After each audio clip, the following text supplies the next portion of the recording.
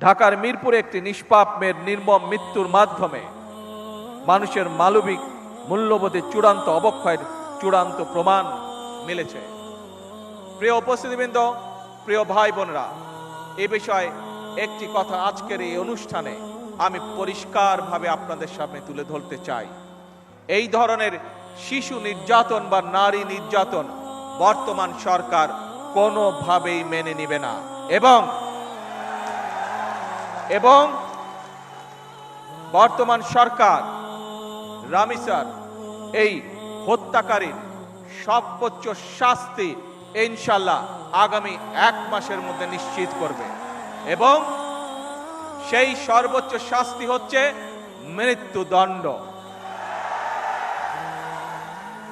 যাতে করে ভবিষ্যতে আর কোনো ব্যক্তি মানুষ এইভাবে শিশু বা নারী নির্যাতন করার সাহস না পায়।